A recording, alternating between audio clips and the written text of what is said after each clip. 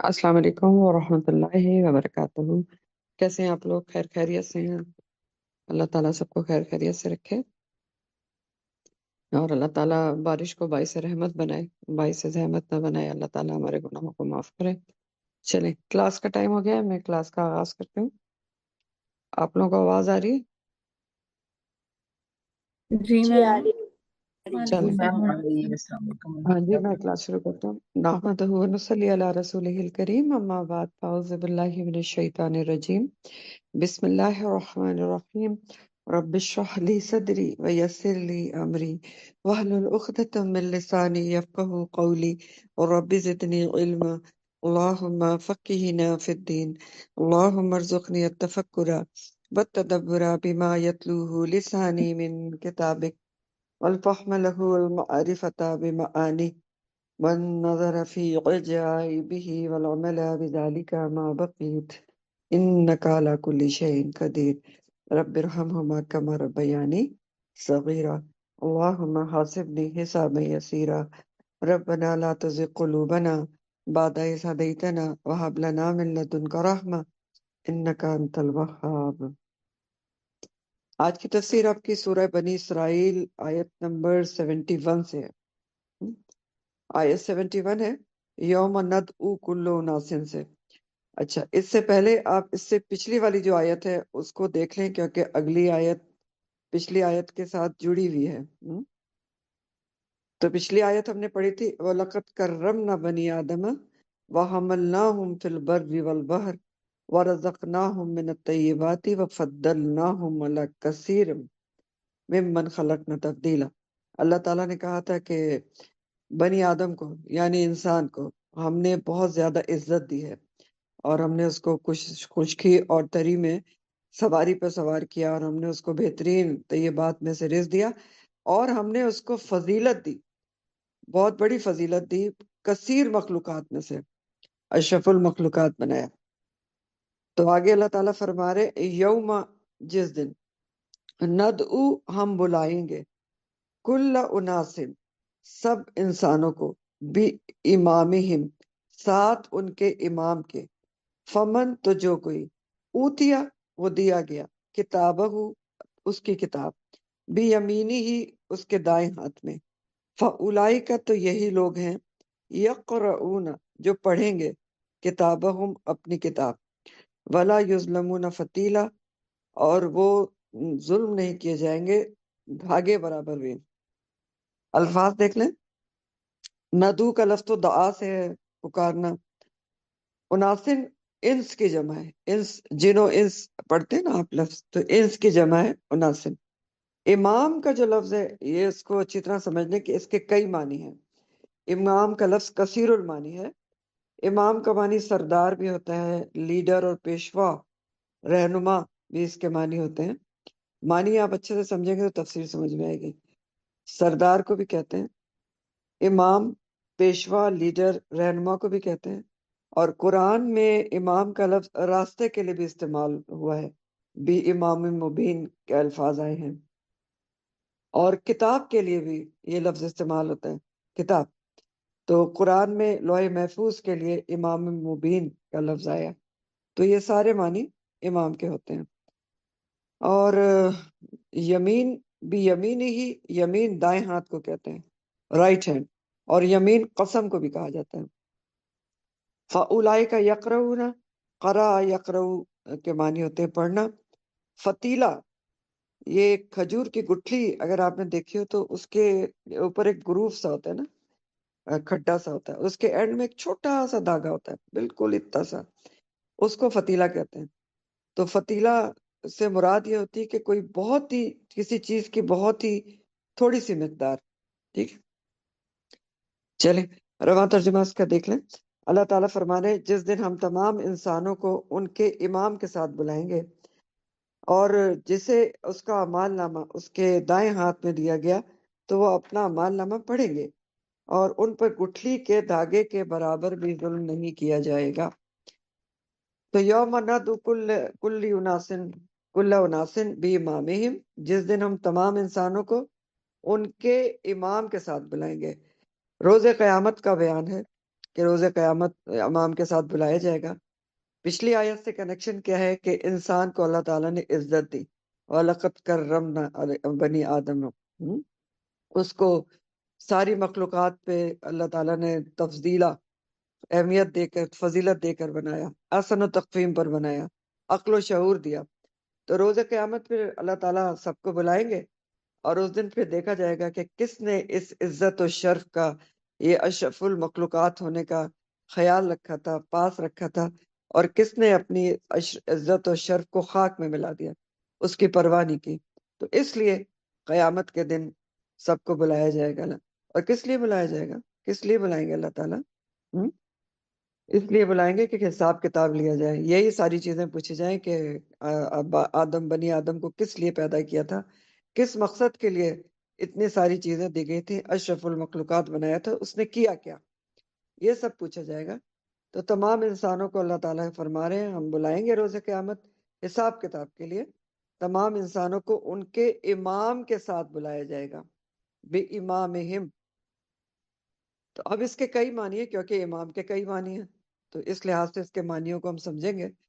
سب سے پہلا معنی آپ دیکھیں کہ امام کے ہیں پیشوا، یا آپ لیڈر کہہ سکتے ہیں، انگلش میں رہنما کہہ سکتے ہیں۔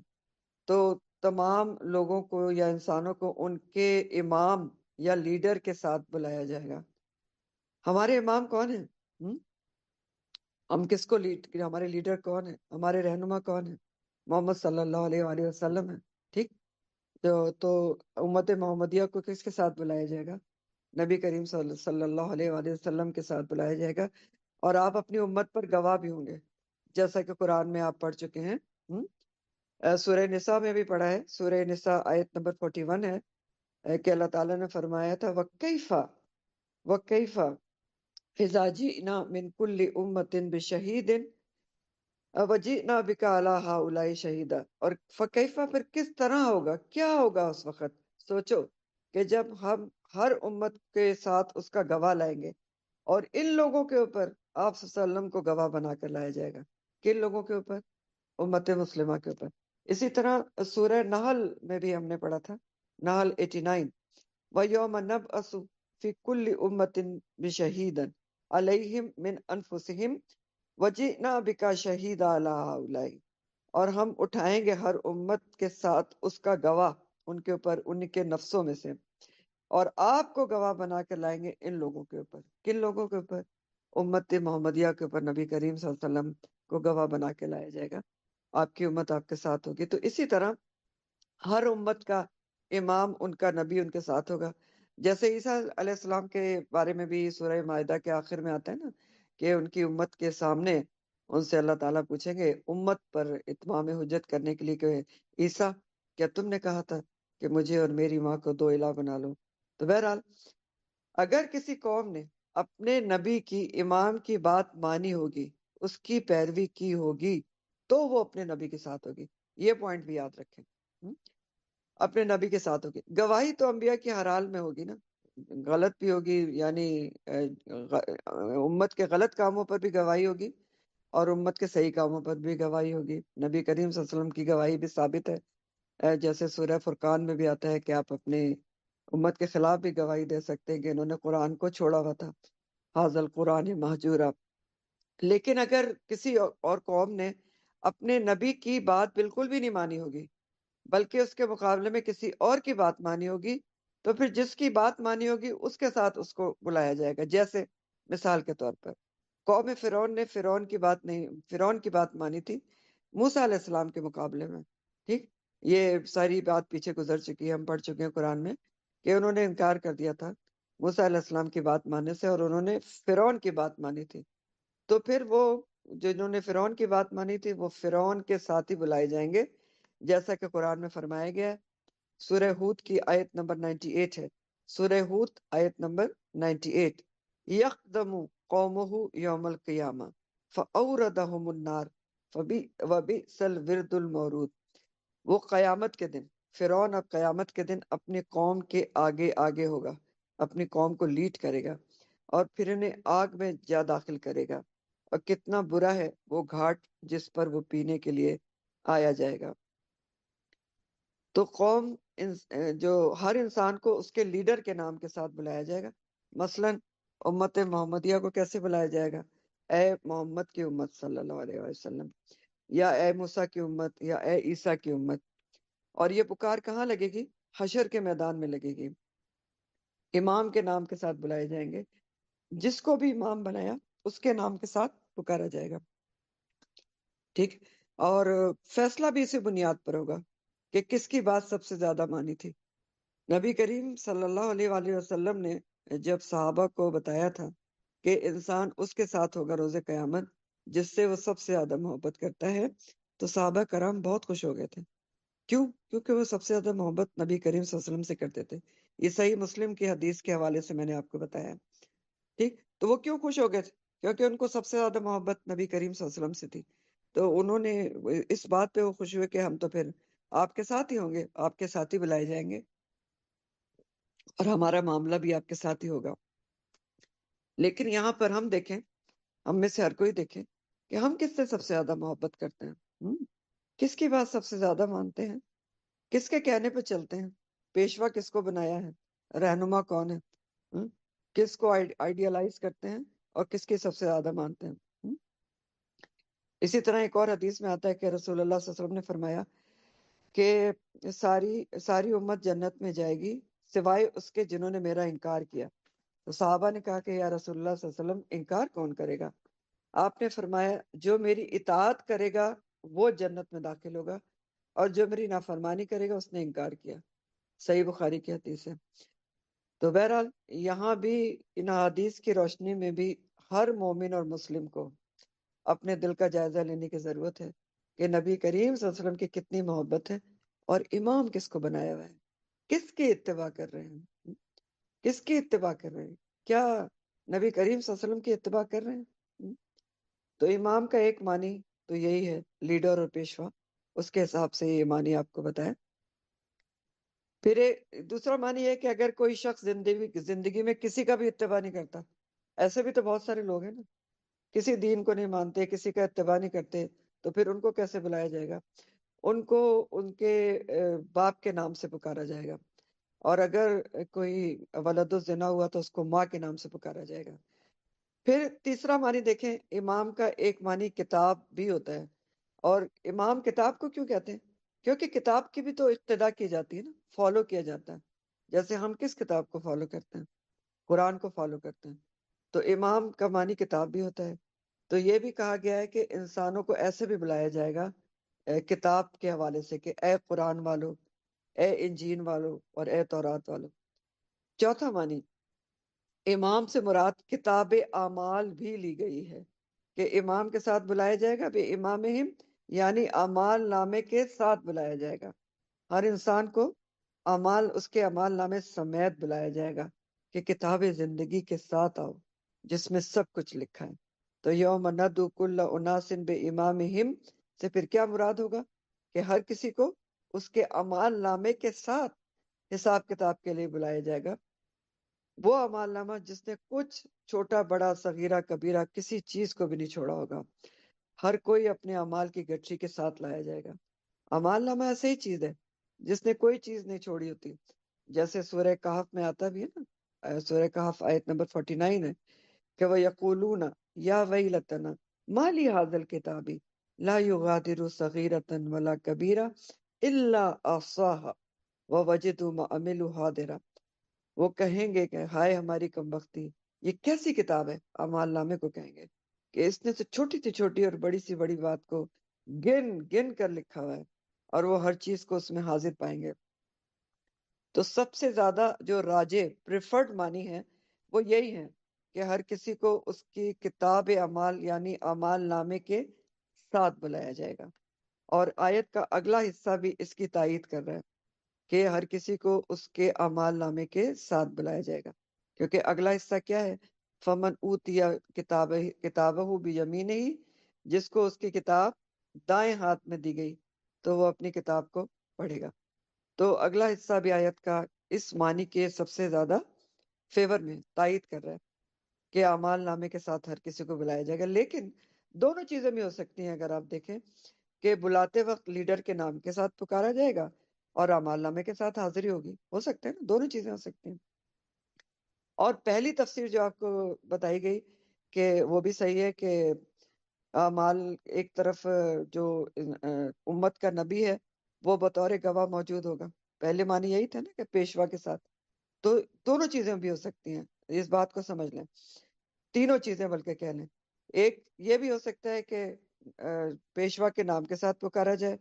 پھر یہ بھی ہو سکتا ہے کہ اعمال نامہ بھی ساتھ میں لایا جائے. ایک طرف اعمال نامہ ہاتھ میں دیا جائے اور دوسری طرف امت کا نبی بطور گواہ موجود ہو. تو یہ سب کچھ ہو سکتا ہے. اس بات کو سمجھ لیں. ہاں، امت کے نبی کے ساتھ بلایا جائے، نبی بطور گواہ سامنے موجود ہو، اور اعمال نامہ بھی سامنے کھول کے رکھ دیا جائے. اور یہ بھی ثابت ہے قرآن سے. سورہ الزمر کی آیت نمبر 69 ہے. سورہ زمر 69 اللہ تعالیٰ فرماتے وَأَشْرَقَتِ الْأَرْضُ بِنُورِ رَبِّهَا، اور زمین چمک اٹھے گی تیرے رب کے نور سے. وَوُضِعَ الْكِتَابُ، اور کتاب رکھ دی جائے گی. کون سی کتاب؟ اعمال نامے رکھ دیے جائیں گے. وَجِيَّ بِالنَّبِيِّينَ وَالشُّهَدَاءِ، اور نبی اور گواہ لائے جائیں گے. ٹھیک ہے، کتاب بھی رکھی جائے گی اور نبی اور گواہ لائے جائیں گے. وَقُضِيَ بَيْنَهُمْ بِالْحَقِّ، اور بالکل انصاف کے ساتھ لوگوں کے درمیان فیصلہ کر دیا جائے گا. وَهُمْ لَا يُظْلَمُونَ، اور وہ ظلم نہیں کیے جائیں گے. تو بہرحال جیسے آپ کو پہلے بتایا کہ سب سے زیادہ راجے یا پریفرڈ معنی امام سے مراد اعمال نامے ہیں، کہ امام ان کے ہر انسان کو اس کے اعمال نامے کے ساتھ بلایا جائے گا.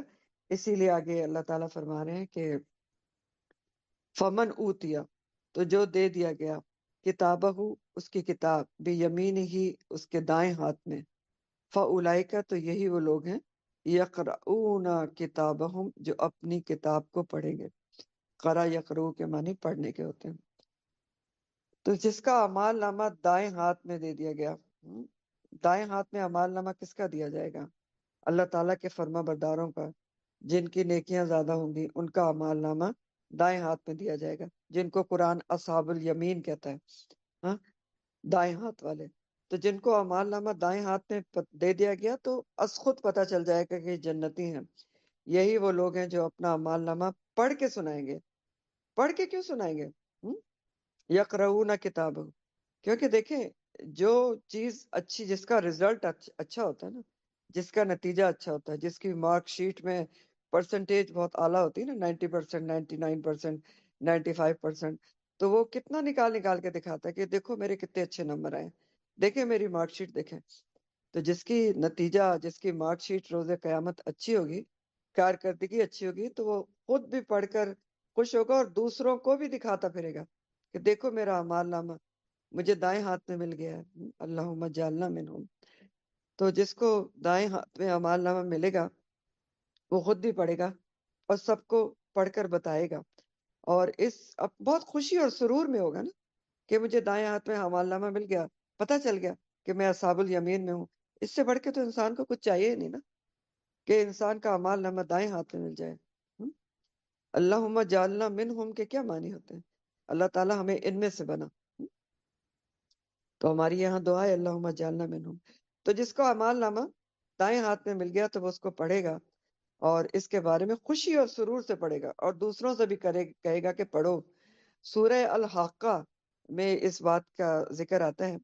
الحاقہ میں اللہ تعالیٰ فرماتے ہیں فَأَمَّا مَنْ أُوتِيَ كِتَابَهُ بِيَمِينِهِ فَيَقُولُ هَاؤُمْ اقْرَءُوا كِتَابِيَهْ انی ظننت انی ملاق حسابیہ. پھر جس کا اعمال نامہ اس کے دائیں ہاتھ میں دیا گیا تو کہے گا کہ آؤ میرا یہ اعمال نامہ پڑھو، بے شک مجھے یقین تھا کہ میں اپنے حساب کو ملنے والا ہوں. تو اعمال نامہ اسی کا اچھا ہوگا، وہی خوش ہوگا، وہی دوسروں کو دکھائے گا جس کو یقین تھا کہ وہ اپنے حساب سے ملنے والا ہے. یعنی جس کو حساب کتاب کا یقین تھا وہی اپنے اعمال نامے کا خیال رکھے گا نا. یہ سورہ الحاقہ کی آیت نمبر 19 اور 20 تھی. یہاں بھی ہمیں بہت غور و فکر کرنے کی ضرورت ہے کہ یہ اعمال نامہ دکھانے کا فخر اور جو فضیلت ہے وہ کون حاصل کرے گا؟ جس نے اپنی پوری زندگی سچائی، اخلاص، ایمان پر گزاری ہوگی، اللہ تعالیٰ کی فرما برداری میں گزاری ہوگی. کیونکہ اعمال نامے میں صرف ظاہری اعمال نہیں لکھے ہوں گے، بلکہ نیتوں کے احوال اور ارادے اور دل کی حالت سب کچھ موجود ہوگا۔ ایمان کتنا تھا، اخلاص کتنا تھا، اور سچائی کتنی تھی، کون سا کام کس نیت سے کیا، کتنے ایمان سے کیا، کتنے اخلاص سے کیا، تو سب کچھ ہوگا۔ تو بہرحال جن خوش نصیبوں کو اعمال نامہ دائیں ہاتھ میں ملا، وہ اپنی کتاب خوشی کے ساتھ پڑھیں گے اور سب کو پڑھ کے بھی سنائیں گے۔ ولا یظلمون فتیلا، اور کسی کے ساتھ کھجور کی گٹھلی کے دھاگے کے برابر بھی ظلم نہیں کیا جائے گا۔ ظلم کیسے کیا جائے گا؟ ظلم تھوڑی ہوگا، یعنی کسی کے ساتھ یہ نہیں ہوگا کہ کسی کا جرم ہے کسی اور کے سر پر ڈال دیا جائے، یا کسی کے ثواب میں کمی کر دی جائے، بلکہ ثواب تو اللہ تعالیٰ، آپ کو پتہ ہے کہ نیکیوں کا اجر 10 سے 700 گنا اور اضافاً کثیرہ بھی دیں گے، اور برائی کا بدلہ اتنا ہی دیا جائے گا جتنی برائی کی ہوگی۔ تو ہر چیز کا پورا پورا بدلہ دیا جائے گا، ظلم نہیں ہوگا۔ سورہ جاسیہ میں بھی اس منظر نامے کی تصدیق آتی ہے۔ سورہ جاسیہ آیت نمبر 28 ہے، وَتَرَىٰ كُلَّ أُمَّةٍ جاسیہ، اور آپ ہر امت کو گھٹنوں کے بل گری ہوئے دیکھیں گے۔ کل امت تدعی الی کتابہا، ہر امت اپنے اعمال نامے کی طرف بلائی جائے گی۔ الیوم تجزون ما کنتم تعملون، ان سے کہا جائے گا کہ آج تمہیں انہی اعمال کا بدلہ دیا جائے گا جو عمل تم کرتے رہے تھے۔ جاسیہ 28 ہے۔ لیسن ہمارے لیے کیا ہے؟ سبق کیا ہے؟ بہت بڑا سبق ہے کہ ہم یاد رکھیں کہ روز قیامت اعمال نامہ خود پڑھنا ہوگا اپنا، اور اس وقت اس میں اعمال نامے میں کوئی تبدیلی بھی نہیں کی جا سکے گی۔ یہاں پر لکھا ہے نا کہ جن کو دائیں ہاتھ میں اعمال نامہ دیا گیا تو وہ اپنا اعمال نامہ پڑھیں گے، اس سے مراد یہ ہے کہ وہ خوشی خوشی پڑھیں گے، ورنہ پڑھنا تو سب کو پڑے گا۔ جس کو خدا نہ کرے بائیں ہاتھ میں دیا گیا اس کو بھی دیکھنا پڑے گا اور پڑھنا بھی پڑے گا، ٹھیک ہے۔ اصحاب الشمال جو ہوں گے، پڑھنا تو اس کو بھی پڑے گا۔ یہاں یقرؤنا سے مطلب ہے کہ وہ خوشی خوشی پڑھیں گے، ورنہ پڑھنا تو سب کو پڑے گا۔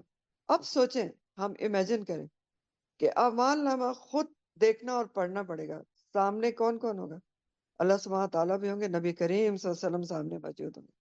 اگر ہمارے اعمال نامے میں اللہ نہ کرے، خدا نہ کرے، کوئی بری باتیں موجود ہوں گی، کوئی گناہ معصیت کے کام، کوئی غیبت، چگلی، گالم گلوچ، کوئی بہتان، کوئی الزامات، کسی کی ہتک عزت ہتک کرنا، عزت کو اچھالنا، تو سب کچھ تو وہاں موجود ہوگا۔ تو کیا ہم اس وقت اس کو دیکھ بھی سکیں گے؟ پڑھنا تو درکنار، لیکن پڑھنا تو ہوگا اور حساب بھی دینا ہوگا۔ تو پھر کیا کرنا چاہیے؟ کیا کرنا چاہیے؟ دیکھیں، اگر ہم سمجھیں تو ہم میں سے ہر کوئی اپنا اعمال نامہ تو خود ہی تیار کر رہا ہے، کہ نہیں؟ سوچیں، اعمال نامہ کون تیار کر رہا ہے؟ ہاں؟ لکھنے والے لکھ رہے ہیں کرامن کاتبین، لیکن کیا لکھ رہے ہیں؟ جو ہم کر رہے ہیں، جو ہم بول رہے ہیں، جو ہم سوچ رہے ہیں، جو ہمارے ارادے ہیں، جو ہماری نیتیں ہیں، وہی سب کچھ لکھ رہے ہیں وہ۔ تو اعمال نامہ تو ہم خود ہی تیار کر رہے ہیں، خود ہی تیار کر رہے ہیں۔ تو پھر کیسا اعمال نامہ تیار کرنا چاہیے؟ ہاں؟ تیار تو ہم خود کر رہے ہیں، تو پھر کوشش کیا کرنی چاہیے کہ اعمال نامہ ہم خود ہی تو تیار کر رہے ہیں، کہ ایسا اعمال نامہ تیار کریں جو انشاءاللہ دائیں ہاتھ میں ملے، اور ایسا اعمال نامہ تیار کریں جو پڑھ کے سنانے کے قابل ہو، کہ ہم بھی کہیں کہ آؤ میرا اعمال نامہ دیکھو کتنا خوبصورت ہے۔ اللہم اجعلنا منہم۔ پھر اللہ تعالیٰ فرماتے وَمَنْ كَانَ فِي هَٰذِهِ أَعْمَىٰ، جو اس دنیا میں اندھا رہا، ہاذہی سے مطلب ہے دنیا میں، تو وَمَنْ كَانَ فِي هَٰذِهِ أَعْمَىٰ، تو جو کوئی بھی ہے اس دنیا میں اندھا، فَهُوَ فِي الْآخِرَةِ، تو وہ آخرت میں بھی اعمیٰ اندھا ہی ہوگا، وَأَضَلُّ سَبِيلًا، اور راستے سے بہت زیادہ بھٹکا ہوا ہوگا۔ اضلُّ ہے، دلہ سے اسم تفضیل۔ الفاظ دیکھیں، صرف اعمیٰ کا ایک لفظ ہے، اعمیٰ جو ہے وہ اندھے کو کہتے ہیں، آنکھ کے اندھے کو، لیکن دل کے اندھے کے لیے بھی یہ لفظ قرآن میں استعمال ہوا ہے، اور یہاں بھی دل کے اندھے کے لیے آ رہے ہیں۔ تو اعمیٰ کی جمع امیون ہوتی ہے، ٹھیک ہے۔ دیکھیں اللہ تعالیٰ کیا کہہ رہے ہیں، اور جو اس دنیا میں اندھا بنا رہا تو وہ آخرت میں بھی اندھا ہی ہوگا، اور راہ سے بہت زیادہ بھٹکا ہوا ہوگا۔ تو جیسے آپ کو بتایا کہ اعمیٰ دو طرح کے ہوتے ہیں، آنکھ کا اندھا جس کی بصارت نہیں ہو، یعنی دیکھ نہیں سکتا، اندھا ہے، اور دل کا اندھا جس کی بصیرت نہ ہو۔ آنکھ کا اندھا کون ہے؟ جس کی بصارت نہیں ہوتی۔ دل کا اندھا کون ہے؟ جس کی بصیرت نہیں ہوتی، جس کے دل کی آنکھ بند ہوتی ہے۔ تو یہاں پر آما سے مراد دل کا اندھا ہے، جس کی بصیرت نہ ہو۔ ہاں، آنکھ کی روشنی ہے لیکن دل اندھا ہے، دل کی بصیرت نہیں ہے، جس کو دنیا میں اللہ کی نعمتیں، اس کے احسانات نظر ہی نہیں آئے، جس نے دنیا میں ہدایت کا راستہ دیکھنے کی کوشش ہی نہیں کی، جس نے صراط مستقیم کو جاننے سمجھنے کی، اس پر چڑھنے کی کوشش ہی نہیں کی، اپنے رب کی معرفت نہیں حاصل کی، اپنے رب کو پہچان ہی نہ سکا، تو پھر وہ کیا ہوگا؟ آخرت میں بھی اندھا ہی رہے گا۔ تو اس آیت میں دراصل پچھلی آیت کے مقابلے میں، اصحاب یمین کے مقابلے میں اصحاب الشمال کا ذکر ہے، جن کا اعمال نامہ ان کے الٹے ہاتھ میں ملے گا۔ اللہم لا تجعلنا منہم۔ تو ایسے لوگ جو دنیا میں اللہ کو نہ پہچان سکے، اللہ کی معرفت نہ حاصل کر سکے، ہدایت کا راستہ نہ پا سکے، تو آنکھ ہوتے ہوئے بھی وہ روز قیامت کیا ہوں گے؟ اندھے اٹھائے جائیں گے، کیونکہ دل کے اندھے تھے۔ ان کو اللہ کا دیدار نہیں نصیب ہوگا، ان کو جنت کا راستہ نہیں ملے گا، اضل سبیلا ہوں گے۔ جو آج غیب کے پردوں میں اللہ تعالیٰ کو نہ پہچان سکا، وہ پردے ہٹنے پر بھی اللہ تعالیٰ کو نہ دیکھ سکے گا، جیسا کہ سورہ المطففین میں آتا ہے۔ سورہ مطففین آیت نمبر 15 ہے، کلا انہم عن ربہم یومئذ لمحجوبون، ہرگز نہیں، بے شک وہ اپنے رب کے دیدار سے یقیناً اس دن پردے میں رکھے جائیں گے، روک کر رکھے جائیں گے، حجاب میں رکھے جائیں گے۔ تو جو یہاں رب کو نہیں پہچان سکا، ظاہر ہے اس کو وہاں پر دیدار الہی نہیں ہوگا۔ لیکن بات یہ ہے سمجھنے کی کہ دنیا میں تو ایسے دل کے اندھے کا اندھا پن اختیاری تھا، یعنی اپنی چوائس سے تھا، خود ہی اندھا بنا رہا۔ چاہتا تو دیکھنے سننے والا بن سکتا تھا نا، ہدایت کا راستہ تلاش کر سکتا تھا نا، اس کے سامنے کتاب ہدایت موجود تھی، اس کے سامنے رسول کا طریقہ موجود تھا، لیکن وہ تو اپنی چوائس سے اندھا بنا رہا، اندھا بنا رہا۔ اپنی اصلاح کر سکتا تھا لیکن نہیں بنا، نہیں کی اس نے، آنکھیں بند رکھی، کان بند رکھے۔ تو یہاں تو اس کا یہ اندھا پن اختیاری تھا، دل کا اندھا پن۔ لیکن آخرت میں اندھا پن جو ہوگا وہ اضطراری ہوگا، مجبوراً ہوگا، بطور سزا ہوگا، وہ اس کو چینج نہیں کر سکے گا۔ آخرت میں پھر دل کا اندھا اندھا ہی رہے گا، اور اضل سبیلا، ہمیشہ بھٹکتا ہی رہے گا۔ بھٹکتا کیسے رہے گا؟ کبھی جنت کا راستہ نہیں ملے گا، پا ہی نہیں سکے گا، کسی دوسرے سے جنت کا راستہ پوچھ بھی نہیں سکے گا، کسی دوسرے، اگر کوئی دوسرا اس کو جنت کا راستہ بتانا چاہے گا تو بتا ہی نہیں سکتا۔ کوئی دوسرا اس دن کام ہی نہیں آئے گا نا، لہٰذا پھر ایسا شخص کا کیا حال ہوگا؟ دیکھیں، دنیا میں تو آج جنت کا راستہ بنانے والے کئی لوگ ہیں نا، جو جنت کا راستہ بتا رہے ہوتے ہیں، اللہ کے راستے کی طرف بلا رہے ہوتے ہیں، سمجھا رہے ہوتے ہیں، تو جو آج سن لیتا ہے، دل کی آنکھ کھول لیتا ہے، تو اس کو راستہ مل جاتا ہے۔ لیکن وہاں پر اگر کوشش بھی کرے گا کہ کوئی مجھے راستہ بتا دے، تو اگر کوئی بتائے گا بھی تو نہ راستہ بتا سکتا ہے، نہ بتانے والے کا راستہ اس کو سمجھ میں آ سکتا ہے۔ وہاں کوئی تبدیلی نہیں ہو سکتی، وہ یوم جزا ہے، دارالعمل صرف دنیا ہے۔ تو پھر جو یہاں پر اندھا بنا رہا، وہ وہاں بھی اندھا ہوگا اور اضل سبیلا ہوگا، کوئی اس کو جنت میں جانے کا راستہ نہ خود ملے گا، نہ کوئی اس کو بتا سکے گا۔ تو اضل سبیلا، بہت دور ہی دور جنت سے بھٹکتا رہے گا، عذاب جہنم کو دیکھتا رہے گا۔ تو یہاں پر دل کے اندھے کی بات ہے، وَمَنْ كَانَ فِي هَٰذِهِ أَعْمَىٰ فَهُوَ فِي الْآخِرَةِ أَعْمَىٰ وَأَضَلُّ سَبِيلًا۔ اور دل کے اندھے جو ہوتے ہیں نا، وہ بھی دو طرح کے ہوتے ہیں۔ ایک غیر مسلم ہے، جنہوں نے اللہ کے پیغام کو جاننے کی کوشش ہی نہیں کی۔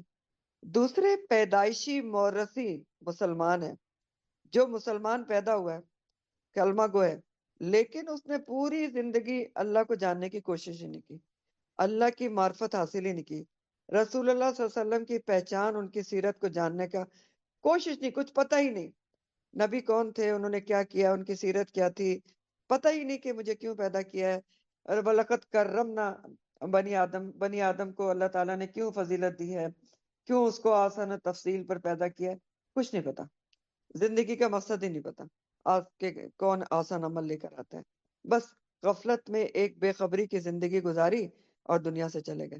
کچھ نہیں پتا کہ آگے قبر ہے، اس میں کیا سوالات ہوں گے، کچھ نہیں پتا آگے حشر ہے، اس میں کیا ہوگا۔ تو یہ دوسرا معنی جو دل کا اندھا ہوتا ہے، وہ پیدائشی مورثی اس قسم کا مسلمان بھی ہے۔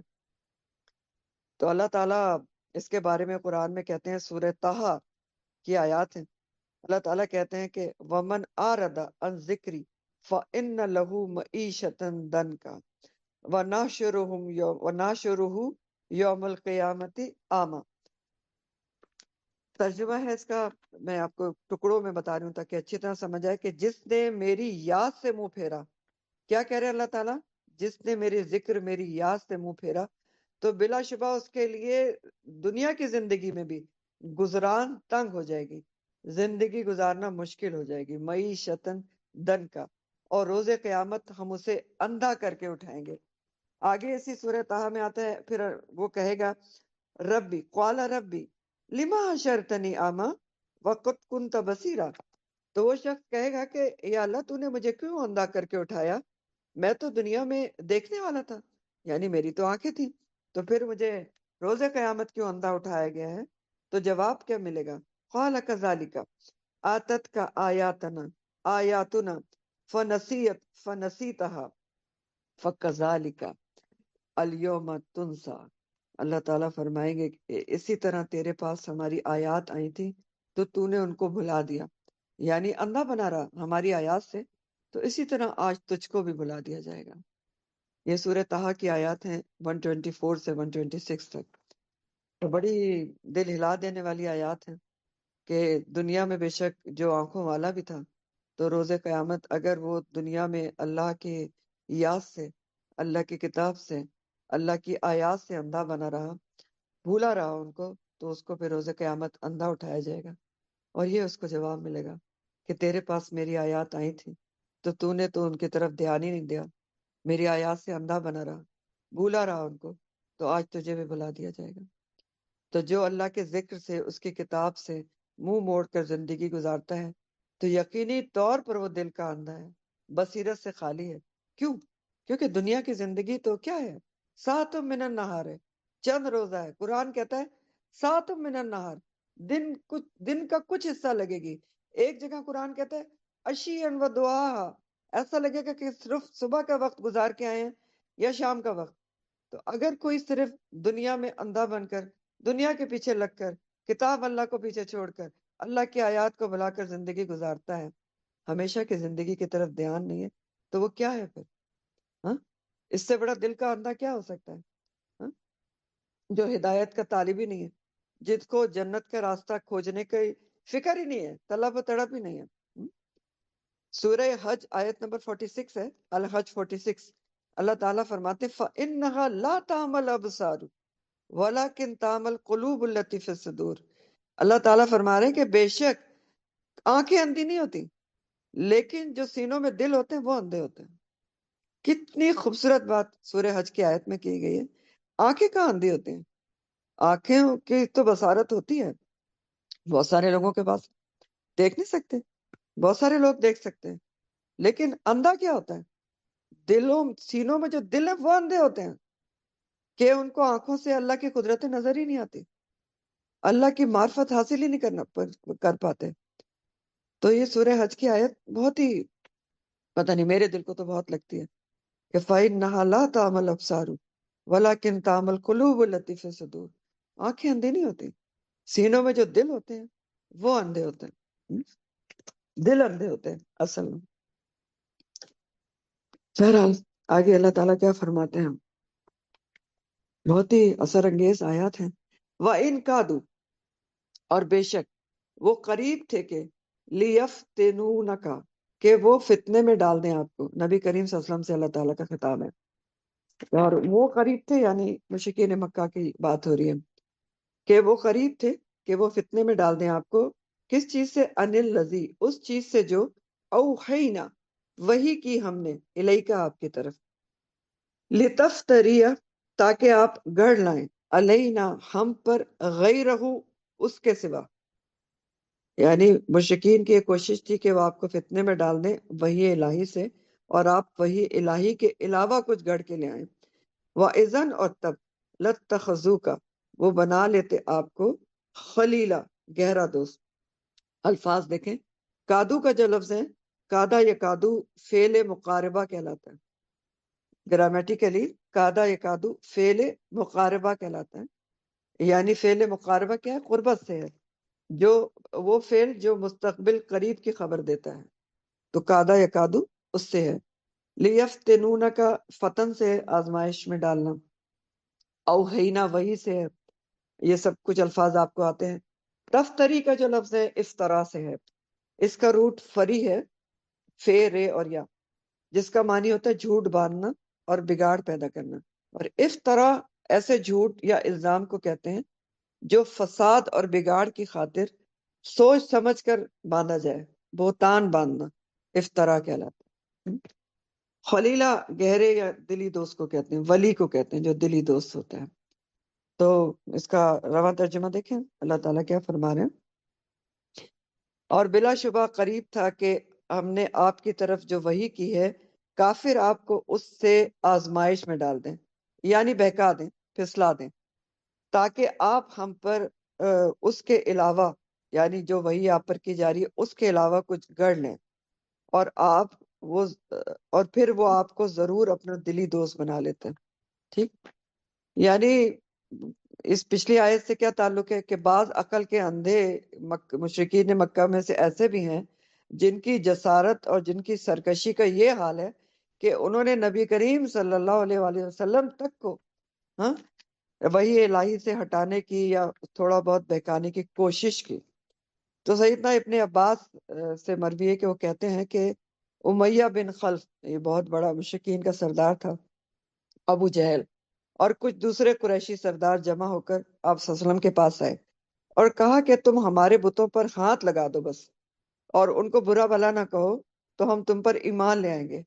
تو اس پر آپ صلی اللہ علیہ وسلم کے دل میں کچھ نرم گوشہ پیدا ہوا کہ ہاتھ ہی تو لگانا ہے، اور نرم گوشہ کیوں پیدا ہوا کہ آپ چاہتے تھے کہ سب ایمان لے آئیں، اور انہوں نے یہی کہا کہ اگر آپ ہاتھ لگا دیں گے تو ہم ایمان لے آئیں گے۔ اس پر اس آیت کا نزول ہوا کہ قریب تھا کہ وہ آپ کو بہکا دیں، آزمائش میں ڈال دیں، کہ آپ وہ کر گزریں جو ہم نے آپ کی طرف وحی نہیں کیا، آپ وحی کے خلاف کر گزرے۔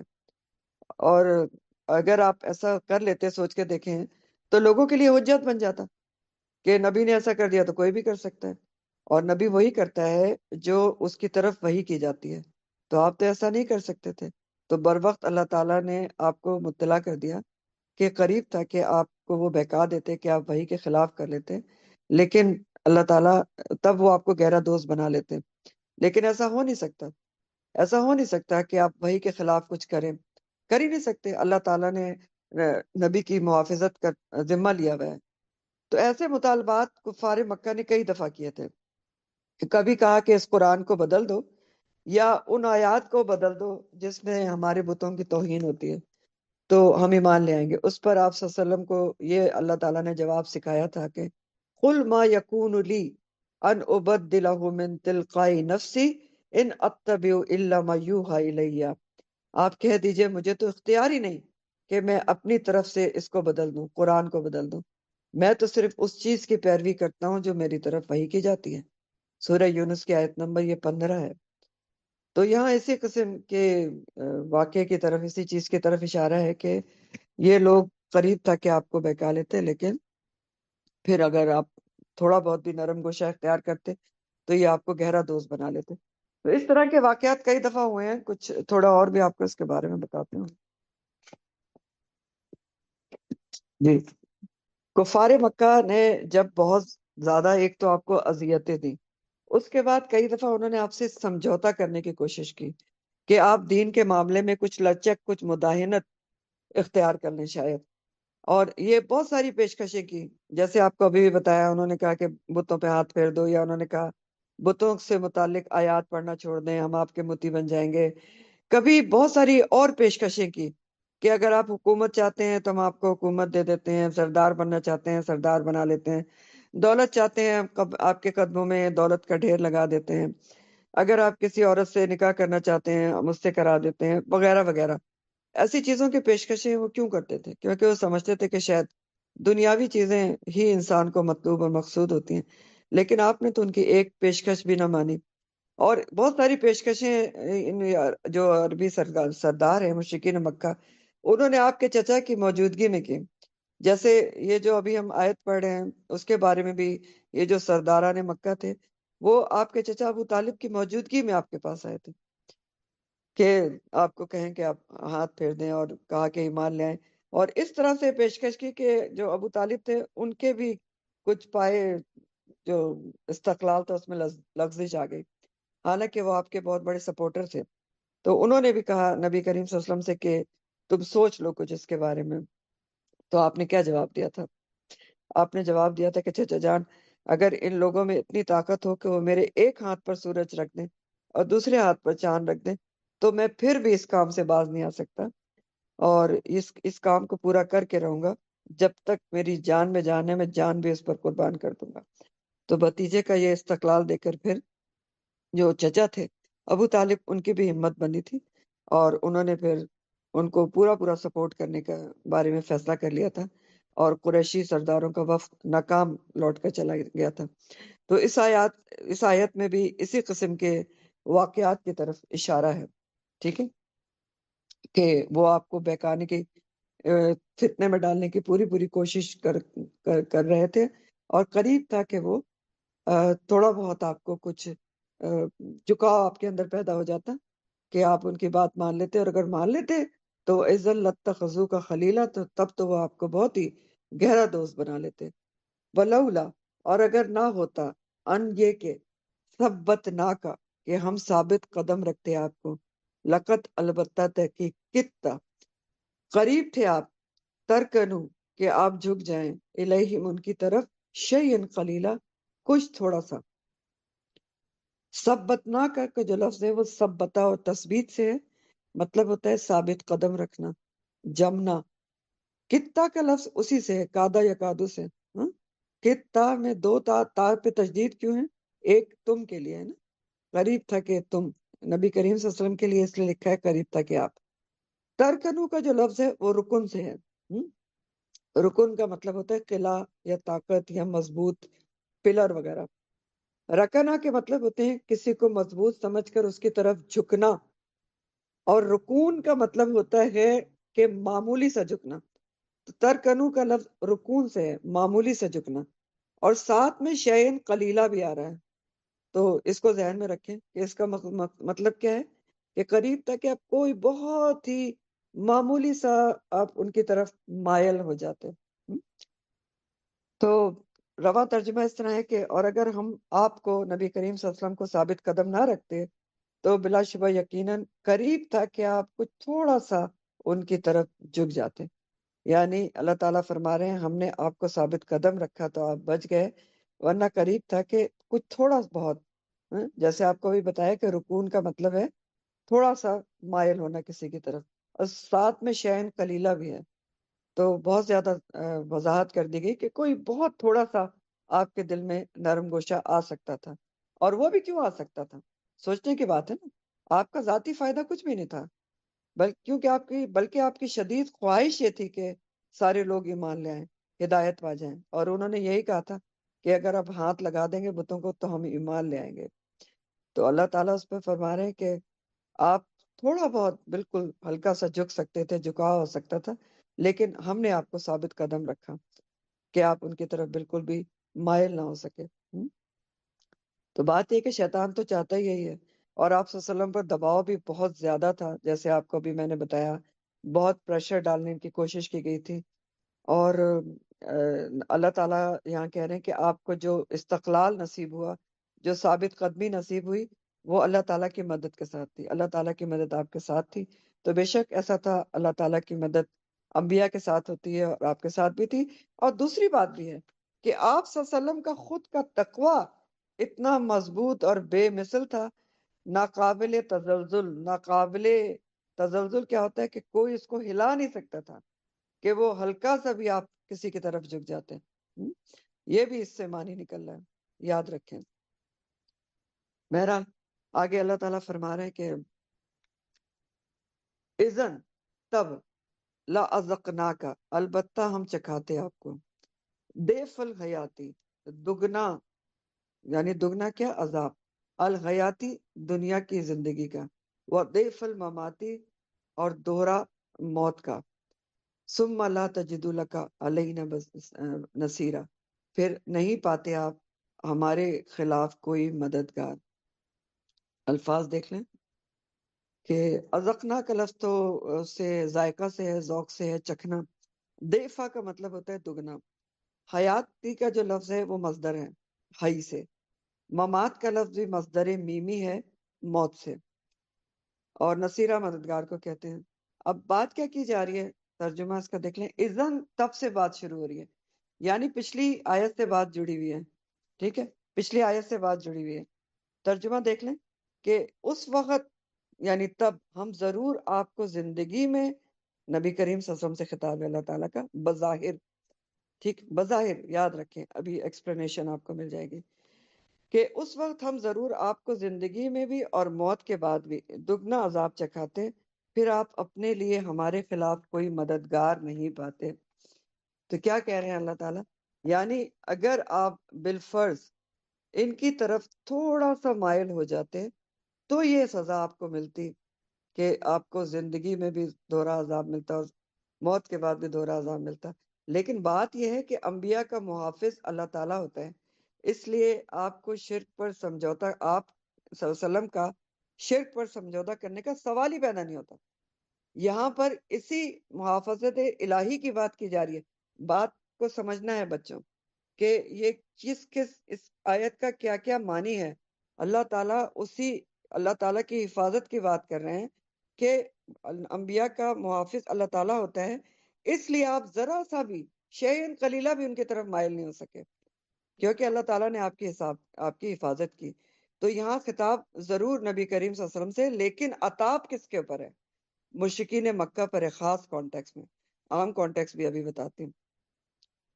تو خطاب نبی کریم صلی اللہ علیہ وسلم سے ضرور ہے، لیکن عطاب مشرکین پر ہے کہ بدبختو، تم کیا سمجھتے ہو کہ تم کسی طرح بھی نبی کریم صلی اللہ علیہ وسلم کو ہلا سکتے ہو؟ نہیں ہلا سکتے۔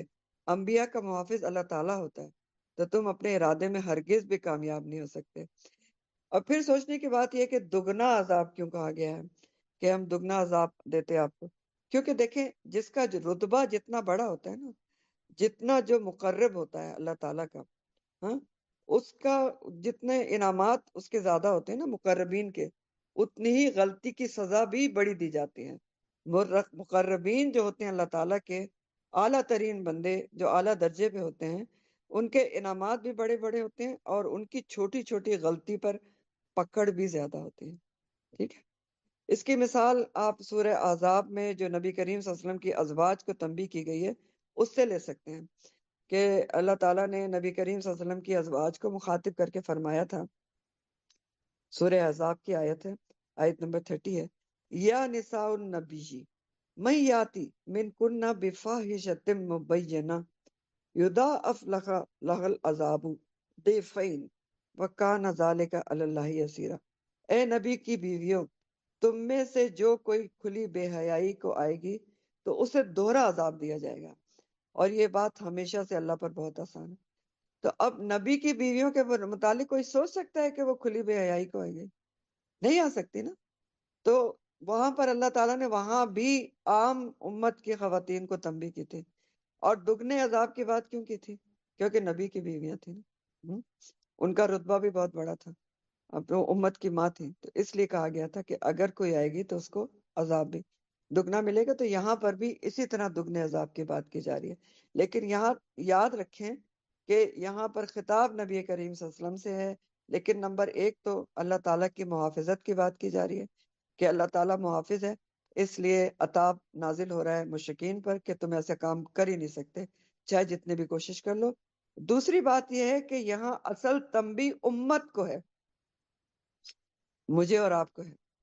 جہاں بھی اس قسم کا مضمون ہوتا ہے، جہاں بظاہر لگتا ہے کہ نبی کریم صلی اللہ علیہ وسلم کو تنبیہ کی جا رہی ہے، لیکن وہاں پر مقصود کیا ہوتا ہے؟ امت کو تنبیہ مقصود ہوتی ہے، امت کی کریکشن مقصود ہوتی ہے، کیونکہ آپ صلی اللہ علیہ وسلم سے تو غلطی کی توقع کی ہی نہیں جا سکتی نا، کی نہیں جا سکتی۔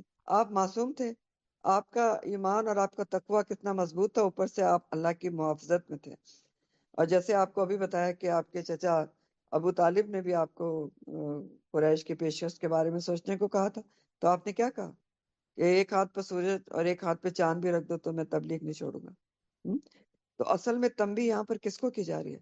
امت مسلمہ کے ان لوگوں کو تنبیہ ہے جو دنیاوی فوائد کے پیچھے دین پر سمجھوتا کر لیتے ہیں۔ دین پر کیا کر لیتے ہیں؟ مداہنت اختیار کر لیتے ہیں، لچک پیدا کر لیتے ہیں۔ مداہنت کس کو کہتے ہیں؟ کمپرومائز۔ تو تنبیہ کس کو ہے؟ وارننگ کس کو ہے اس آیت میں؟ ہاں، امت مسلمہ کے ان لوگوں کو جو دنیاوی فوائد کے پیچھے دین پر کمپرومائز کر لیتے ہیں، جو دنیاوی فوائد کے پیچھے دین کے دشمنوں کو امن کی آشاؤں کے پیغام بھیجتے ہیں، دنیاوی فوائد کے پیچھے جو دین کو اپنی طرف سے آسان کر کے پیش کرتے ہیں تاکہ لوگ خوش رہیں کہ فلاں جو ہے وہ بہت ہی انلائٹڈ اسلام پیش کرتا ہے، بہت آسان دین پیش کرتا ہے، اور دین کے احکامات میں اپنی طرف سے لچک پیدا کر لیں۔ یہ بہت سمجھنے کی بات ہے جو اس میں امت مسلمہ کو تنبیہ ہے، اس کو سمجھیں۔ دو چیزیں میں نے آپ کو بتائی ہیں۔ امت مسلمہ کے ان لوگوں کو تنبیہ ہے جو دنیاوی فوائد کے پیچھے دین پر کمپرومائز کرتے ہیں، ٹھیک، یا جو اپنی طرف سے دین کو آسان کر کے پیش کر دیتے ہیں جبکہ اللہ اور رسول کا حکم کچھ اور ہوتا ہے، اس میں اپنی طرف سے نرمی پیدا کر لیتے ہیں، ٹھیک، اپنی طرف سے۔ اور کیوں پیدا کرتے ہیں؟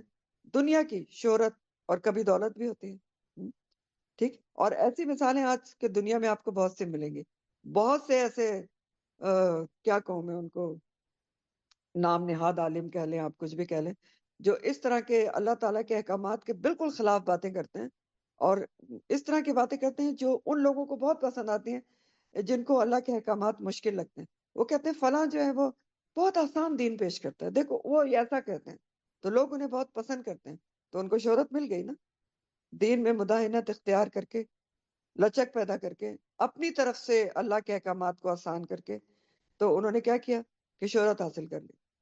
تو اصل میں بات کیا ہے؟ اللہ کا حکم جیسا ہے، رسول اللہ صلی اللہ علیہ وسلم کا حکم جیسا ہے، اس کو ویسے ہی پیش کرنا ہوتا ہے۔ آپ اپنی طرف سے اس کو آسان کر کے نہیں بتا سکتے، جیسا حکم ہے ویسے ہی بتانا ہے نا۔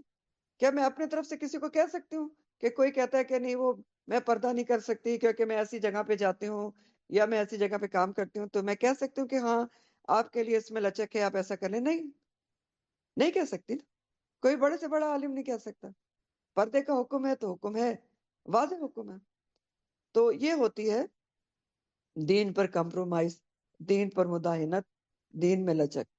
تو ایسے لوگوں کو امت مسلمہ کے یہاں پر تنبیہ ہے کہ اپنی طرف سے اللہ کے حکم کے خلاف، وحی الہی کے خلاف کوئی لچک، کوئی آسانی، کوئی اپنی طرف سے مداہنت نہیں کی جا سکتی۔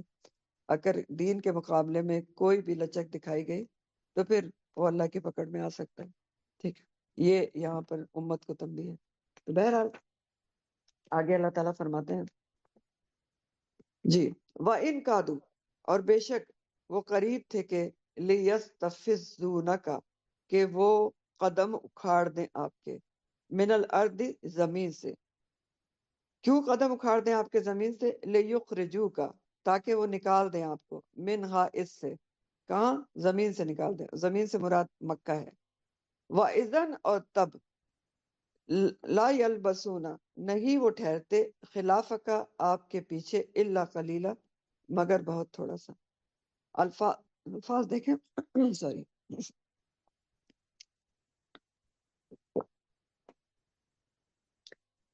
کادو تو اوپر آپ پڑھ چکے، لیستفزون کا بھی پیچھے آپ پڑھ چکے، شیطان کے بارے میں یاد کریں، آپ پیچھے پڑھ چکے ہیں۔ استفزا کا معنی آپ کو بتا دیتے ہیں دوبارہ، پیچھے آپ نے پڑھا تھا، پچھلی ہی تفسیر تھی، وَاسْتَفْزِزْ مَنِ اسْتَطَعْتَ مِنْهُمْ بِصَوْتِكَ، تو وہ لفظ اسی سے تھا، استفزاز سے تھا، باب استفال ہے۔ استفزاز کے معنی ہوتے ہیں کسی چیز کو جگہ سے اکھاڑنا، کسی چیز کو ہلکا پا کر اپنی جگہ سے اکھاڑ دینا، بہکا کر، ہلکا پا کر اکھاڑ کر اپنے ساتھ لے جانا، تو یہ بھی وہی لفظ ہے، لِيَسْتَفِزُّونَكَ۔ تو قریب تھا کہ وہ، یعنی کفار مکہ، آپ کے قدم اکھاڑ لیتے زمین سے۔ کس لیے اکھاڑ لیتے؟ کہ آپ کو نکال دیتے، منہا، اس سے۔ وَإِذَنْ، اور تب، لا یلبسون، لبسا سے ہے، لبسا بھی آپ پہلے پڑھ چکے ہیں، لبسا کا مطلب ہوتا ہے کسی مخصوص مدت تک کہیں پر ٹھہرنا یا جم کر ٹھہرنا۔ خلافہ کا جو لفظ ہے، خلافہ کا مطلب ہوتا ہے پیچھے، پیچھے آنا یا پیچھے رہنا۔ تو خلافہ کا یعنی آپ کے پیچھے، آپ کے بعد وہ تھوڑا ہی پھر خود بھی رہ پاتے، اللہ کلیلہ۔ آپ کو لفظی ترجمہ، سوری رواں ترجمہ سناتی ہوں، پھر مطلب اور واضح ہو جائے گا۔ اللہ تعالیٰ کیا کہہ رہے ہیں؟ بلا شبہ قریب تھا کہ یہ کفار مکہ آپ کو اس سرزمین یعنی مکہ سے اکھاڑ دیں تاکہ آپ کو یہاں سے نکال دیں، اور تب آپ کے پیچھے وہ خود بھی تھوڑا ہی ٹھہر پاتے مکہ میں۔ یعنی اے اہل مکہ، تم نبی صلی اللہ علیہ وآلہ وسلم کو مکہ سے نکالنے کے لیے سازشیں تیار کر رہے ہو، لیکن یاد رکھو کہ اگر تم نے نبی کریم صلی اللہ علیہ وسلم کو یہاں سے نکالا تو تم بھی نہیں بچو گے، بہت تھوڑا ہی یہاں پر رہ سکو گے۔ تو اشارہ اس آیت میں اس سازشوں کی طرف ہے جو دارالندوہ میں مشرکین مکہ نے آپس میں بیٹھ کے کی تھی۔ ٹھیک، یہ آیت اسی وقت نازل ہوئی تھی جب کچھ مسلمانوں پر کفار کا ظلم و ستم عروج پر تھا، تو اس آیت کا نزول ہوا تھا۔ دارالندوہ میں کیا سازش ہوئی تھی؟ دارالندوہ جو ہے وہ مشرکین کا سمجھ لیں پارلیمنٹ ہاؤس تھا، جیسے دارالارقم جو ہے وہ مسلمانوں کا ایک مشورے کرنے کی جگہ تھی۔ تو دارالندوہ میں کس وقت ان کی میٹنگ ہوئی تھی؟ جب کافی زیادہ مسلمان ہجرت کر کے مدینہ جا چکے تھے اور کفار مکہ کو سخت پریشانی پڑی تھی کہ یہ مسلمانوں کو تو ایک ٹھکانہ مل گیا ہے۔ نبی کریم صلی اللہ علیہ وسلم ابھی مکہ میں موجود تھے، ابھی نہیں گئے تھے، لیکن کسی وقت بھی آپ کا جانا ہو سکتا تھا۔ تو انہوں نے میٹنگ بلائی تھی کہ کیا ایسی ترکیب کریں کہ یہ آپ مدینہ نہ پہنچ پائیں اور مسلمانوں کے قدم اکھڑ جائیں مدینہ سے۔ تو اس میٹنگ میں بہت ساری کفار مکہ کے بڑے بڑے سردار شامل ہوئے تھے، اور سیرہ کی کتابوں میں لکھا ہے کہ شیطان بھی نجد کے ایک سردار کی شکل میں وہاں موجود تھا، اس نے بھی کئی تجاویز پیش کی تھی۔ تو کئی تجاویز پیش کی گئی تھی مختصراً، کسی نے کہا کہ آپ کو جلا وطن کر دیتے ہیں، تو لوگوں نے کہا کہ ان کے چاہنے والے بہت ہیں، وہ ساتھ ہی جائیں گے اور وہیں پر مضبوط ہو جائیں گے۔ کسی نے کہا کہ مار دیتے ہیں وغیرہ وغیرہ۔ تو بہرحال یہاں پر انہی سازشوں کی طرف اشارہ ہے کہ قریب تھا کہ وہ آپ کو اس سرزمین مکہ سے نکال دیں، ٹھیک، کہ آپ کے قدم اکھاڑ دیں اور آپ کو سرزمین مکہ سے نکال دیں۔ اب اللہ تعالیٰ اس موقع پر اس آیت کا نزول کر رہے ہیں اور ایک طرح کی پیشین گوئی فرما رہے ہیں۔ پیشین گوئی ہے یہ اللہ تعالیٰ کی کہ اگر وہ اس طرح سے کریں گے کہ آپ کے قدم اکھاڑ دیں تاکہ آپ کو مکہ سے نکال دیں، وَإِذًا لَا يَلْبَسُونَ خِلَافَكَ إِلَّا قَلِيلًا، تو یہ خود بھی بہت تھوڑا ہی پیچھے مکہ میں قائم رہ سکیں گے۔ تو یہ پیشن گوئی ہے۔ ہاں، اس آیت کا نزول جو کفار مکہ ہیں ان کے حق میں ایک سری کھلی پیشن گوئی تھا، جس کو انہوں نے کفار مکہ نے اپنے زوم میں ایک دھمکی ہی سمجھا کہ ایک دھمکی دی جا رہی ہے کہ یہ قلیلہ ہی تھوڑا ہی یہاں پر بچیں گے، لیکن یہ تو کھلی پیشن گوئی تھی۔ اس آیت کے نزول کے صرف ایک سال کے بعد اللہ تعالیٰ نے آپ صلی اللہ علیہ وسلم کو ہجرت کی اجازت دے دی اور آپ نے ہجرت کر لی۔ اس کے بعد فوراً دوسرے سال جنگ بدر ہوئی، دیگر جنگیں ہوئیں، قریش زوال پذیر ہوتے گئے، اور 8 سال بعد فتح مکہ ہو گیا۔ ہم؟ اور خود یہ قریش جو تھے وہ محکوم بن گئے، حتیٰ کہ مزید 2 سال کے بعد سرزمین عرب مشرکین سے بالکل پاک ہو گئی، کوئی مشرک بھی نہ بچا۔ تو یہاں اللہ تعالیٰ نے ایک آنے والے حالات کی پیشن گوئی فرمائی جو حرف بحرف صحیح ثابت ہوئی۔ اللہ تعالیٰ مزید اس کے بارے میں فرما رہے ہیں، اسی پیشن گوئی کے بارے میں، اسی بات کے بارے میں کہ سنت طریقہ ہے من ان کا جنہیں قد ارسلنا تحقیق بھیجا ہم نے قبل کا آپ سے پہلے، من رسولنا اپنے رسولوں میں سے، رسولنا، ولا تجدو تو نہیں آپ پائیں گے لسنتنا ہمارے طریقے میں تحویلا کوئی تبدیلی، کوئی بدلاؤ۔ سنت کہتے ہیں طریقے کو، اور تحویلا پیچھے آپ پڑھ چکے ہیں، حولا اور تحویل کے مطلب ہوتے ہیں بدل دینا۔ تو اللہ تعالیٰ اسی بارے میں فرما رہے ہیں کہ یہ جو اللہ تعالیٰ نے کہا کہ اگر آپ کو نکالیں گے تو یہ بھی نہیں رہ پائیں گے، بہت ہی تھوڑا بچیں گے وہاں پر۔ تو کیا کہہ رہے ہیں اللہ تعالیٰ؟ رواں ترجمہ دیکھیں کہ ہمارے ان رسولوں کے طریقے کی مانند، ہمارے ان رسولوں کے طریقے کی مانند جنہیں ہم نے آپ سے پہلے بھیجا، اور آپ ہمارے طریقے کے ہمارے قانون میں کوئی تبدیلی نہیں پائیں گے. یعنی کون سا طریقہ ہے جو پہلے رسولوں میں بھی اللہ تعالیٰ کا راجے تھا، پہلے رسولوں میں بھی اللہ تعالیٰ کا یہی سنت و طریقہ رہا. ہاں، کس طریقے کا اللہ تعالیٰ کی بات کر رہے ہیں؟ یعنی یہ اللہ تعالیٰ کا طریقہ اور دستور ہے جو پچھلے رسولوں میں بھی قائم رہا، کہ جب تک کسی نافرمان قوم میں نبی موجود رہتا ہے اس کا، تو اس پر عذاب نہیں آتا. یہ اللہ تعالیٰ کا طریقہ اور سنت ہے جو پچھلے رسولوں میں بھی رہا، کہ جب تک نبی قوم میں موجود رہے تو اس پر عذاب نہیں آتا، عذاب کے ذریعے اس کو ختم نہیں کیا جاتا. اور جب اللہ تعالیٰ ایسی قوم کو عذاب دینے کا فیصلہ کر لیں تو پھر کیا کرتے ہیں؟ نبی کو وہاں سے نکال لیا جاتا ہے، ہجرت کا حکم دے دیا جاتا ہے. اور پھر نبی کو نکالنے کے بعد بھی عذاب دینے کی دو صورتیں ہو سکتی ہیں. ایک صورت کیا ہوتی ہے کہ نبی کو تو ہجرت کروا دی گئی، پھر براہ راست زمین یا آسمان سے عذاب دے کر پوری قوم کو ختم کر دیا جاتا تھا، جیسے پچھلی قوموں کے ساتھ ہوا.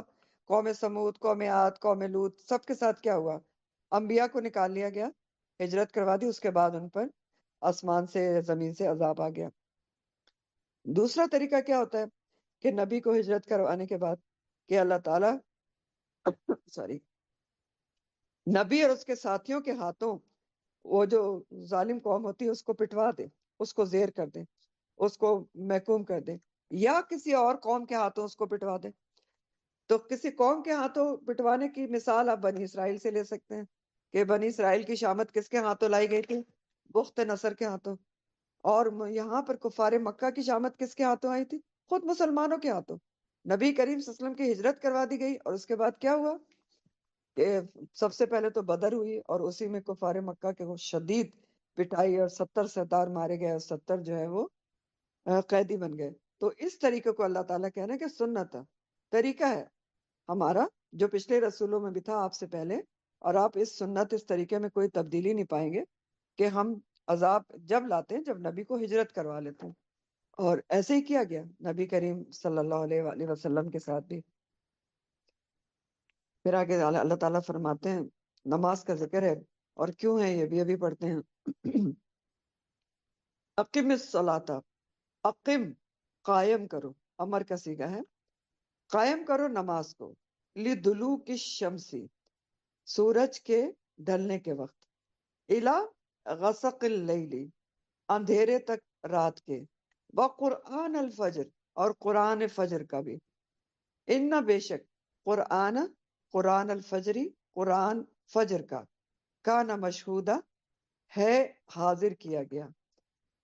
اب اس کے الفاظ پہلے دیکھ لیں.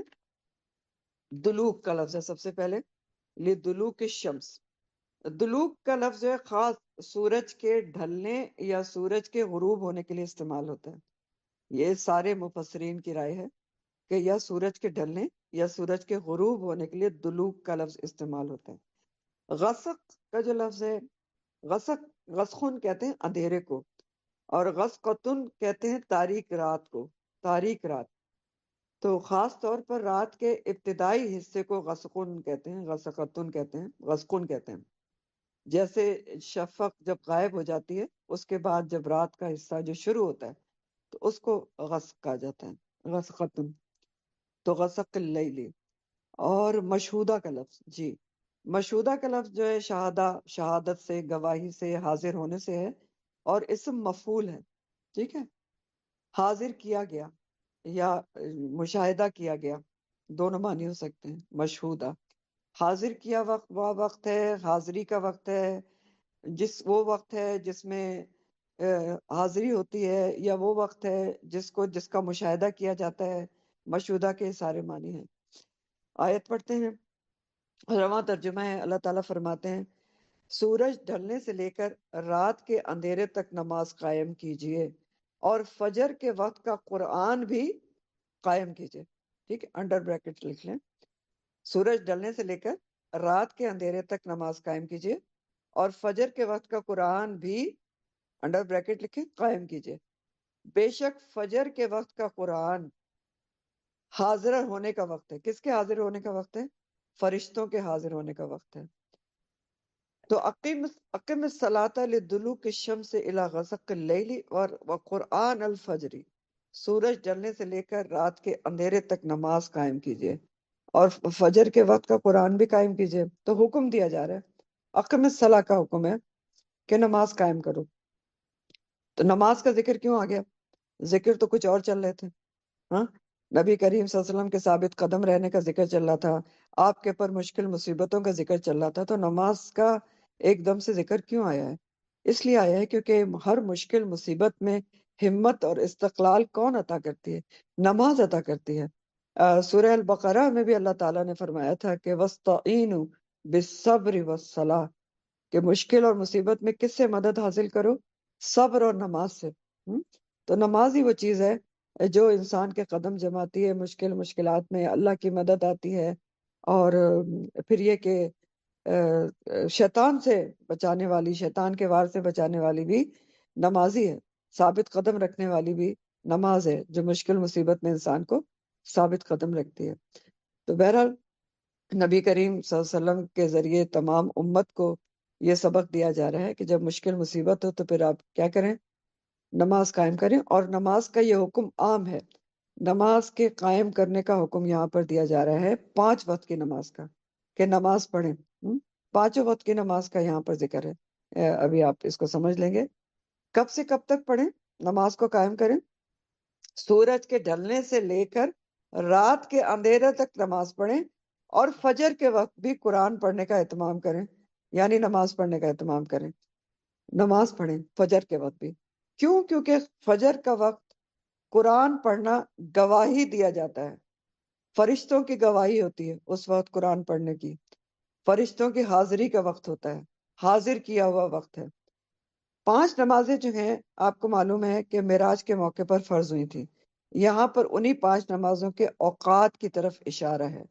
لِدُلُوکِ الشمس، نماز پڑھو کب تک؟ سورج کے غروب ہونے تک۔ تو اس میں کون سی نماز آ گئی؟ ظہر اور عصر کی نماز آ جاتی ہے۔ اور غسق اللیلی میں مغرب اور عشاء کی نماز آ جاتی ہے، رات کے اندھیرے تک۔ اور قرآن الفجر سے مراد فجر کی نماز ہے۔ تو 5 نماز کے اوقات یہاں سے پتہ چل رہے ہیں۔ مجموعی طور پر یہاں 5 نمازوں کے اوقات کا ذکر ہے، جس کے بارے میں سورہ نساء آیت نمبر 103 میں بھی تفصیل سے پڑھ چکے ہیں۔ سورہ نساء آیت 103 ہے، ان الصلاۃ کانت علی المؤمنین کتابا موقوتا، بے شک نماز مومنوں پر مقررہ اوقات میں فرض ہے۔ کس میں فرض ہے؟ مقررہ اوقات میں۔ تو یہاں وہی مقررہ اوقات جو نماز کے ہیں وہ بتائے جا رہے ہیں۔ اور آپ غور کریں تو نماز کے جو یہ اوقات ہیں ان کے تعین میں حکمت اور مصلحت یہ ہے کہ مشرکوں کی جو اکثریت تھی وہ سورج کی پوجا کرتی تھی، اور خاص طور پر 3 اوقات میں سورج کی پوجا وہ کرتے تھے۔ سورج کو وہ اصل میں بہت طاقتور دیوتا سمجھتے تھے، تو خاص طور پر 3 اوقات میں سورج کی پوجا کرتے تھے۔ نمبر 1، سورج کے چڑھنے کے وقت، یعنی جو نصف النہار کا وقت کہتے ہیں نا، جب سورج بالکل سر کے اوپر آ جاتا ہے، زوال کا وقت بھی جس کو کہا جاتا ہے، ٹھیک ہے، اس وقت وہ سورج کی پوجا کرتے تھے۔ نمبر 2، سورج غروب ہونے کے وقت، جب غروب ہو رہا ہوتا تھا۔ تو اس لیے ان اوقات میں مسلمانوں کی کوئی نماز نہیں رکھی گئی ہے۔ تیسرا وقت کون تھا؟ سورج طلوع ہونے کے وقت بھی جو ہے سورج کی پوجا کرتے تھے۔ تو اس لیے ان تینوں وقتوں میں مسلمانوں کو سجدہ ہی کرنا منع ہے، نہ کہ نماز پڑھنا۔ کوئی نماز ان اوقات میں نہیں پڑھی جا سکتی جب سورج کا زوال کا وقت ہوتا ہے، بالکل نصف النہار پہ ہوتا ہے۔ دوسرا، سورج جب نکل رہا ہوتا ہے یا سورج جس وقت ڈوب رہا ہوتا ہے۔ ایون سجدہ بھی منع ہے۔ عصر کی نماز کے بعد آپ کوئی سجدہ نہیں کر سکتے، فجر کی نماز کے بعد بھی جب تک سورج پوری طرح طلوع نہ ہو جائے، اشراق کم از کم 10 منٹ کے بعد ہوتی ہے، تو سجدہ کرنا بھی منع ہے، چاہے قصر نماز ہو، چاہے قضا نماز ہو یا نوافل ہو، جو بھی ہو، ان اوقات میں پڑھنا منع ہے، ممنوع ہے۔ تو بہرحال ہاں، یہ ان تینوں اوقات میں مسلمانوں کو نماز اور سجدے سے منع کر دیا گیا تاکہ سورج جو پرست تھے ان سے مشابہت نہ ہو۔ تو سورج کے نکلتے وقت، زوال کے وقت اور سورج غروب ہوتے وقت نماز پڑھنا ممنوع ہے۔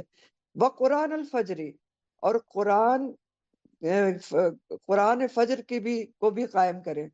اس سے قرآن الفجر سے مراد بھی نماز ہے، کیونکہ فجر، اب آپ کہیں گے کہ قرآن کا لفظ فجر کی نماز کے لیے کیوں استعمال ہوا ہے؟ میں آپ کو کہہ رہی ہوں کہ قرآن الفجر سے مراد فجر کی نماز ہے، تو یہ کیوں کہا میں نے؟ اس کے دو دلائل ہیں۔ ایک تو اس لیے کہا گیا، تفاسیر میں لکھا ہے کہ فجر کی نماز میں آپ صلی اللہ علیہ وسلم بہت طویل قرات کیا کرتے تھے۔ تو آپ نماز شروع کرتے تھے فجر کی اندھیرے میں، اور اتنی طویل قرات کرتے تھے کہ فجر کی روشنی قدرے پھیل جاتی تھی۔ تو اس لیے فجر کی نماز کو قرآن الفجر کہا گیا ہے، کیونکہ اس میں قرآن بہت زیادہ پڑھا جاتا تھا۔ اور دوسری وجہ کیا ہے کہ قرآن الفجر کی نماز کے لیے قرآن کا لفظ استعمال کیا گیا ہے؟ کیونکہ قرآن بمانی نماز اس لیے ہے یہاں پر، کیونکہ اہل عرب کا یہ دستور تھا کہ وہ کسی چیز کا جزو اشرف بول کر کل مراد لیتے تھے۔ اب اس جملے کا کیا مطلب ہے؟ جز کس کو کہتے ہیں؟ حصے کو۔ اشرف کیا ہوتا ہے؟ سب سے افضل۔ تو جزو اشرف سے کیا مراد ہے؟ کہ کسی بھی چیز کا جو سب سے اعلیٰ حصہ ہوتا تھا اس کو صرف بولتے تھے، اور مراد اس سے پورے کا پورا حصہ ہوتا تھا۔ تو یہ عرب کا دستور تھا کہ کسی چیز کا جز اشرف بول کر کل مراد لیتے تھے۔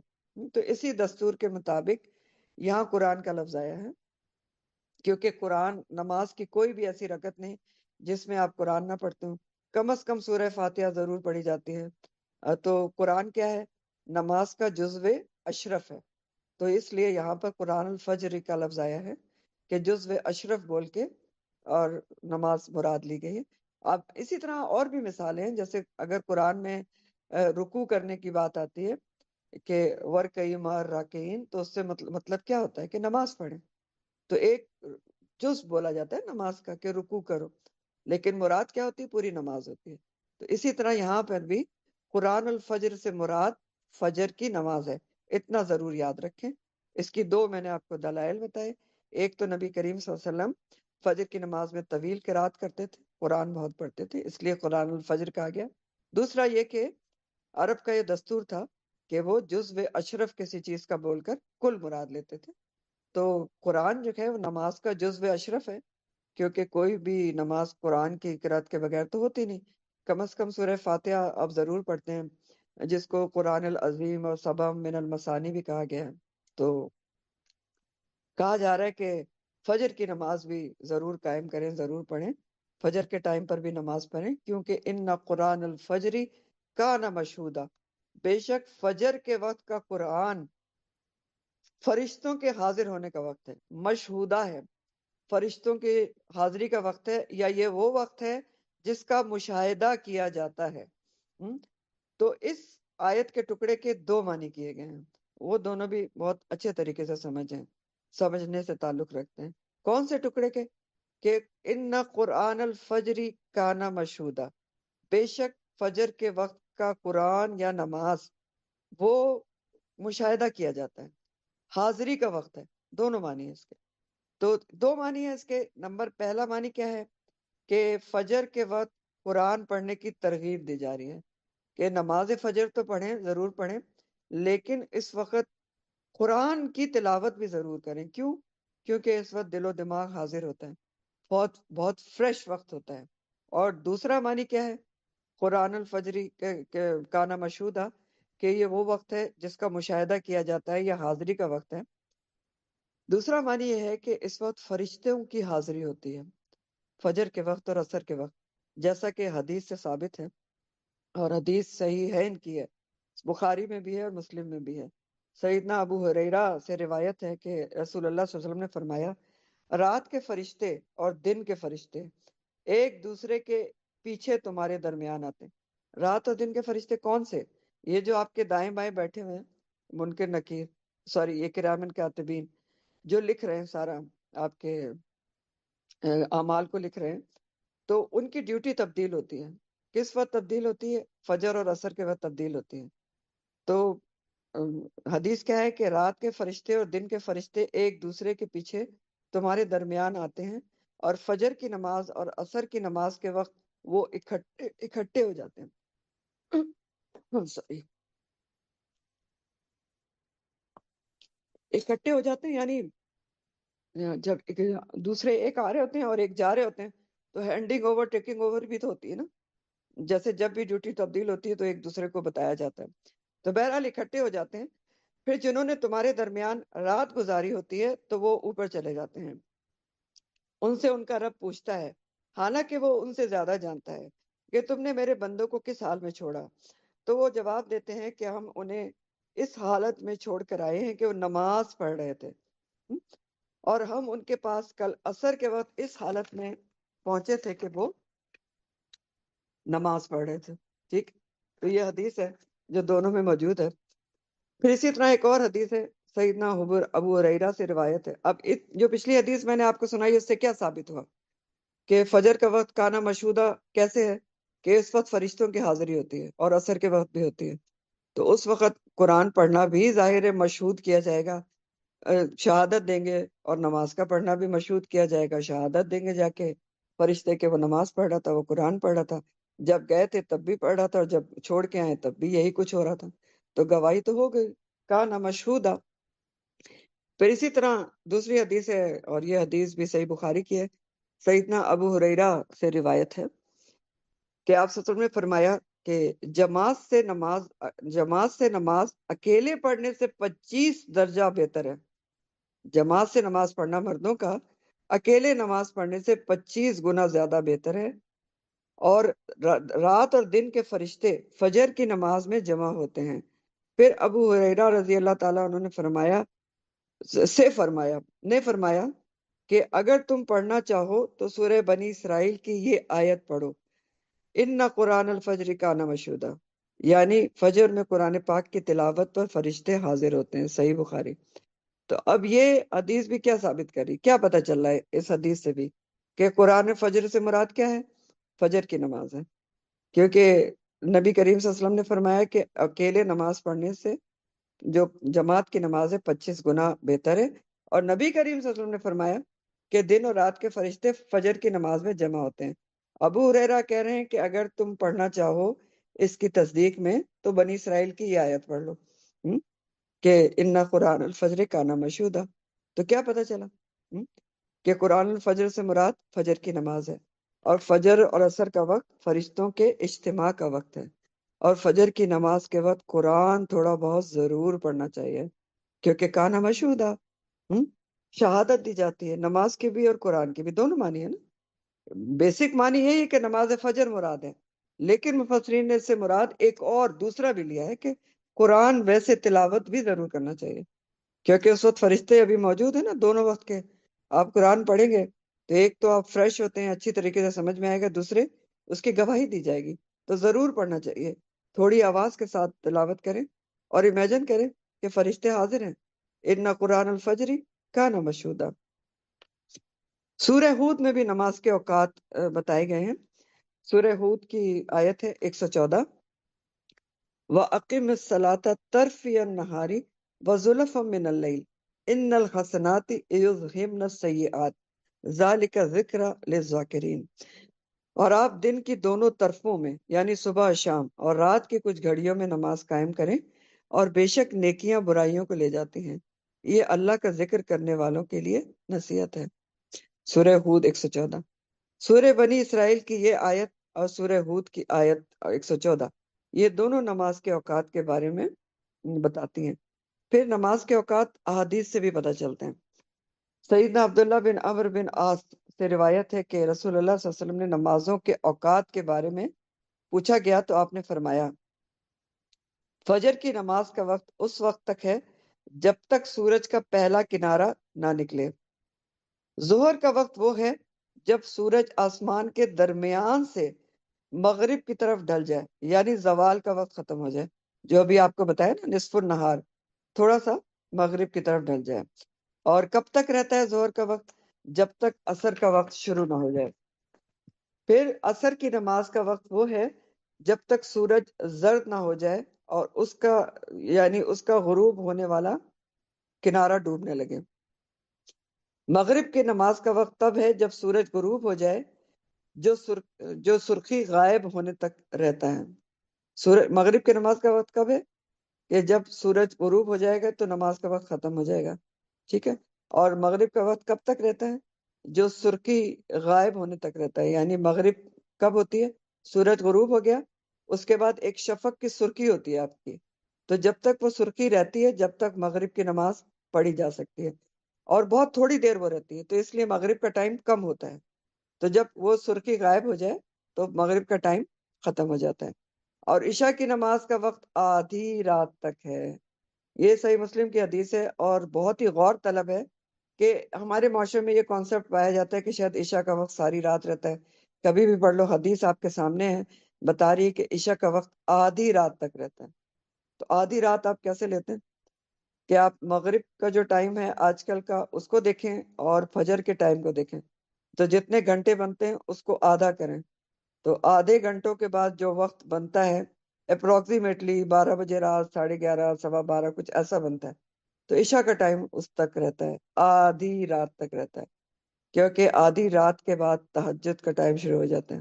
ٹھیک ہے، تو بہرحال حدیث میں نے آپ کو سنا دی، اور نبی کریم صلی اللہ علیہ وسلم نے نماز کو اول وقت میں ادا کرنا سب سے افضل عمل قرار دیا ہے۔ حدیث میں عبداللہ بن مسعود رضی اللہ تعالیٰ عنہ بیان کرتے ہیں کہ میں نے رسول اللہ صلی اللہ علیہ وسلم سے پوچھا کہ دین کے کاموں میں کون سا عمل سب سے افضل ہے، تو آپ نے فرمایا الصلاۃ لوقتہا، وقت پر نماز پڑھنا۔ صحیح بخاری کی حدیث ہے۔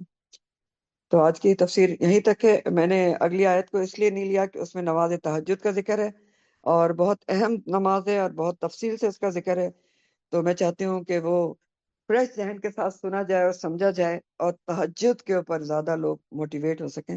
تو انشاءاللہ تعالی زندگی رہی تو اگلی دفعہ تہجد کی نماز کے بارے میں پڑھیں گے۔ وآخر دعوانا ان الحمدللہ رب العالمین، سبحانک اللہم وبحمدک، نشہد ان لا الہ الا انت، نستغفرک ونتوب الیک۔ سبحان ربک رب العزت عما یصفون، وسلام علی المرسلین، والحمد للہ رب العالمین۔ ربنا تقبل منا انک انت السمیع العلیم، وتب علینا انک انت التواب الرحیم۔ آمین یا رب العالمین۔ السلام علیکم ورحمۃ اللہ وبرکاتہ۔